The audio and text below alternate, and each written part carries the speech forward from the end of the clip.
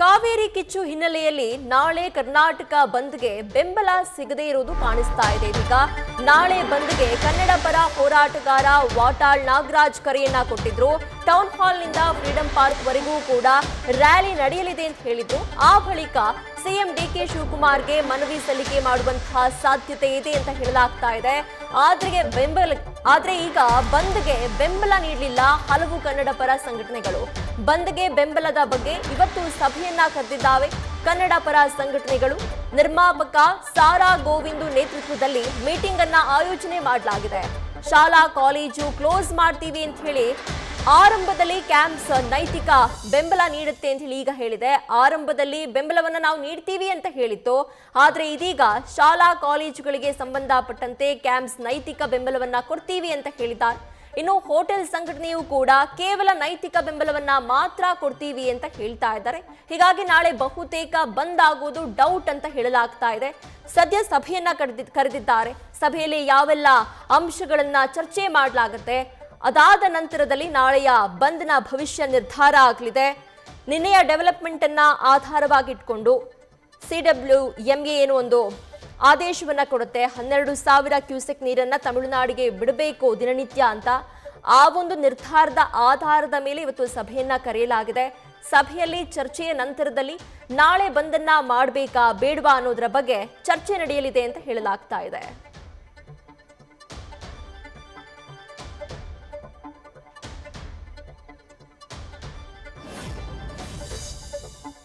ಶಿಕ್ಷಣ ಸಂಸ್ಥೆಗಳ ವತಿಯಿಂದ ಕರ್ನಾಟಕ ಬಂದ್ಗೆ ಬೆಂಬಲವನ್ನು ವ್ಯಕ್ತಪಡಿಸಿದ್ವಿ. ಆದರೆ ಈಗ ಇರ್ತಕ್ಕಂಥ ಪರಿಸ್ಥಿತಿ ಮತ್ತೆ ಈಗಾಗಲೇ ಸರ್ಕಾರ ಮೇಲ್ಮನವಿ ಹೋಗಿರ್ತಕ್ಕಂಥದ್ದು ಮತ್ತೆ ಮಳೆ ಈ ಎಲ್ಲ ವಿಷಯದ ಜೊತೆಯಲ್ಲಿ SIR ಮತ್ತೆ ಮುಂದೋಗಿರೋದ್ರಿಂದ ಮಕ್ಕಳ ಹಿತದೃಷ್ಟಿಯಿಂದ ಬಂದನ್ನ ನಾವು ವಾಪಸ್ ತೆಗೆದುಕೊಳ್ತಾ ಇದ್ದೇವೆ.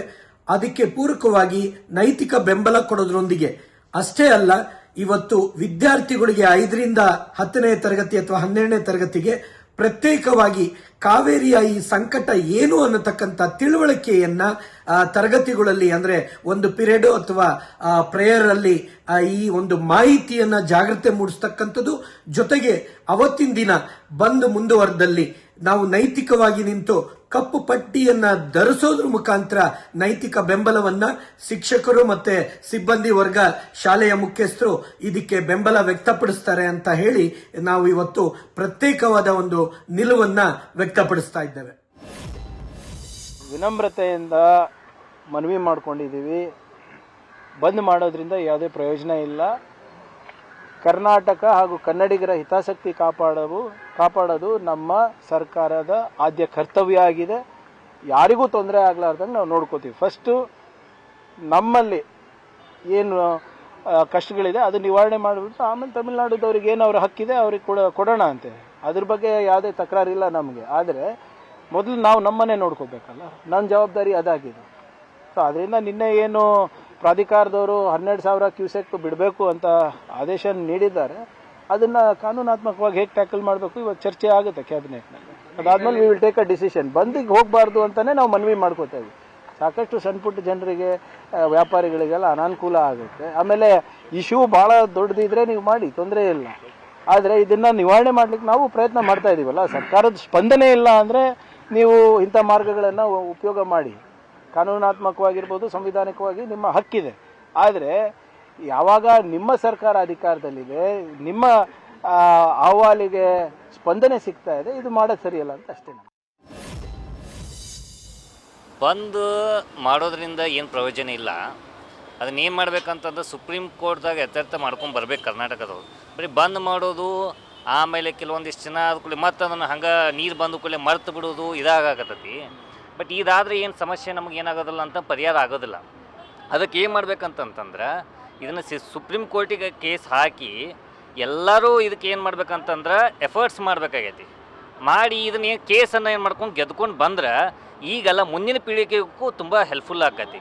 ಅದನ್ನು ಹಂಗೆ ಮಾಡಬೇಕಾಗೈತಿ. ಸುಮ್ಮನೆ ಬಂದ್ ಮಾಡಿಕೊಂಡು ಅಥವಾ ಏನೋ ಸುಮ್ಮನೆ 1 ದಿವಸ 4 ದಿವಸ ಕುಂತ್ಕೊಂಡು ಸ್ಟ್ರೈಕ್ ಮಾಡಿ ಹಿಂಗೆ ಏನೋ ಮಾಡಿದರೂ ಸಾರ್ವಜನಿಕಕ್ಕೂ ಕಷ್ಟ ಆಕತಿ. ಮತ್ತು ನಾವು ಲಾಸ್ ಮಾಡ್ಕೊಂಡಂಗೆ ಆಕತಿ. ನಾವು ಲಾಸ್ ಮಾಡ್ಕೋದು ಉಪಯೋಗ ಅಲ್ಲ. ಏನಾಕತ್ತಂತಂದ್ರೆ ಅವ್ರಿಗೆ ಅಡ್ವಾಂಟೇಜ್ ಆಗತ್ತೈತಿ. ನಾವೇನು ಮಾಡ್ಕೊಳತ್ತೀವಿ, ನಾವೇ ಲಾಸ್ ಮಾಡ್ಕೊಳತ್ತೀವಿ. ಹಂಗೆ ಆಗಲಾರ್ದ ಏನು ಮಾಡ್ಬೇಕಂತಂದ್ರೆ ಈ ಕೇಸನ್ನು ಸುಪ್ರೀಂ ಕೋರ್ಟಿಗೆ ಹಾಕಿ ಗೆದ್ಕೊಂಡು ಬಂದರೆ ಏನಾಕತಿ, ನಮ್ಮ ರೈತರಿಗೂ ಹೆಲ್ಪ್ ಆಕತಿ, ಎಲ್ಲ ಜನತೆಗೆ, ನಮ್ಮ ನಾಡಿನ ಜನತೆಗೂ ಹೆಲ್ಪ್ ಆಗ್ತೈತೆ ಅಂತ ಹೇಳಕ್ಕೆ ಇಷ್ಟಪಡ್ತೀನಿ. ಸರ್, ಆಲ್ರೆಡಿ ತಮಿಳುನಾಡಿಗೆ ನೀರು ಬಿಟ್ಟಾಗಿದೆ. ಸೊ ಈ ಕ್ಷಣದಲ್ಲಿ ಈಗ ಕನ್ನಡ ಒಕ್ಕೂಟದವರು ಬಂದ್ ಮಾಡಬೇಕು ಅಂತ ಹೇಳ್ತಿದ್ದಾರೆ. ನಿಮ್ಮ ಸಪೋರ್ಟ್ ಬಂದಿಗೆ ಇದೆಯಾ ಇಲ್ವಾ? ಇದೆ ಮೇಡಮ್, ನಮ್ಮ ಸಪೋರ್ಟ್ ಎಲ್ಲ ಇದ್ದೇ ಇರುತ್ತೆ. ನಮ್ಮ ಆಟೋ ಹೋದವ್ರದ್ದೆಲ್ಲ ಸಪೋರ್ಟ್ ಇದ್ದೇ ಇರುತ್ತೆ. ಯಾಕಂದರೆ ನಮ್ಮ ರಾಜ್ಯ ನಾವು ಬಿಟ್ಕೊಡೋಕ್ಕಾಗಲ್ಲ, ಬಿಟ್ಟು ನಮ್ಮ ಕಡೆಯಿಂದ ಸಪೋರ್ಟ್ ಇದ್ದೇ ಇರುತ್ತೆ. ಬಟ್ ಕೆಲವೊಂದಷ್ಟು ಜನ ಏನು ಹೇಳ್ತಿದ್ದಾರೆ, ಆಲ್ರೆಡಿ ನೀರು ಬಿಟ್ಟಿದ್ದಾರೆ, ಈಗ ಬಂದ್ ಮಾಡೋದ್ರಿಂದ ಏನು ಪ್ರಯೋಜನ? ಶಾಲಾ ಕಾಲೇಜು ಪ್ರಯಾಣಿಕರಿಗೆ ತೊಂದರೆ ಆಗುತ್ತೆ, ಸಾರ್ವಜನಿಕರಿಗೆ ಗೊಂದಲ ಆಗುತ್ತೆ, ಈಗ ಮಾಡಿದ್ರು ಏನು ಪ್ರಯೋಜನ ಇಲ್ಲ ಅಂತ ಹೇಳ್ತಿದ್ದಾರೆ. ಅದೇ ನೋಡ್ಕೊಂಡು ಅದೇನೋ ಇರ್ತಾರಲ್ಲ ಹಿರಿಯರೆಲ್ಲ ನೋಡ್ಕೊಂಡು ವ್ಯವಸ್ಥೆ ಮಾಡಿ. ಈ ಪ್ರಕಾರ ಬಂದ್ ಮಾಡಬೇಕಾ, ಬಂದ್ ಮಾಡಬಾರ್ದು? ಬಂದ್ ಮಾಡಿದ್ರೆ ಬೆಸ್ಟ್ ಅನಿಸುತ್ತೆ. ಯಾಕಂದರೆ ಏನು ತೊಂದರೆ ಆಗಬಾರ್ದು, ಎಲ್ಲರಿಗೂ ಒಳ್ಳೆ ಅನುಕೂಲ ಆಗಬೇಕು. ಹಂಗಾಗ್ಬಿಟ್ಟು ಬಂದ್ ಮಾಡಿದ್ರೆ ಒಳ್ಳೇದು ಅನಿಸುತ್ತೆ. ಬೇಕಾ ಮಾಡಬಾರ್ದ? ಯಾಕಂದ್ರೆ ಈಗ ಆಲ್ರೆಡಿ ತಮಿಳ್ನಾಡಿಗೆ ನೀರು ಹೋಗ್ಬಿಟ್ಟಿದೆ. ಹೌದಾ? ಸಂದರ್ಭದಲ್ಲಿ ಬಂದ್ ಮಾಡೋದು ಸರಿ ಅಂತೀರಾ, ಮಾಡಬಾರ್ದು ಅಂತೀರಾ? ಬಂದ್ ಮಾಡಿ ಹೇಳೋದೇ ಒಂಥರ ಪರವಾಗಿಲ್ಲ, ಬಂದು ಮಾಡಲಿ, ಎಲ್ಲರಿಗೂ ಒಳ್ಳೇದಾಗುತ್ತೆ. ಬಟ್ ಆಲ್ರೆಡಿ ನೀರು ಹೋಗಿದೆಯಲ್ಲ, ಜನಕ್ಕೆ ಗೊಂದಲ ಆಗುತ್ತೆ, ತೊಂದರೆ ಆಗುತ್ತೆ ಅಂತ ಹೇಳ್ತಾರೆ. ನೀರು ಕೊಟ್ಟರೆ ಒಳ್ಳೇದು ತಾನೇ, ನೀರು ಕುಡಿಯೋಕೆ ಕೊಟ್ಟರೆ ಎಲ್ಲ ಒಳ್ಳೇದು ತಾನಮ್ಮ.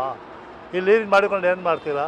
ಅವಶ್ಯಕತೆ ಇಲ್ಲ, ಮಳೆ ಬಂದಿದೆ, ಸಫಿಷಿಯೆಂಟಾಗಿ ನೀರು ಬಂದಿದೆ, ಏನು ತೊಂದರೆ ಇಲ್ಲ. ಈಗ ಬಂದ್ ಮಾಡಿದ್ರೆ ಜನಗಳಿಗೆ ತೊಂದರೆ ಆಗುತ್ತೆ ಹೊರತು ಸಮಸ್ಯೆ ಯಾವುದು ಬಗೆಹರಿಯೋದಿಲ್ಲ. ನ್ಯೂಸ್ ಫಸ್ಟ್, ನಿರ್ಭೀತಿಯಿಂದ ನಿಮ್ಮ ಪರವಾಗಿ.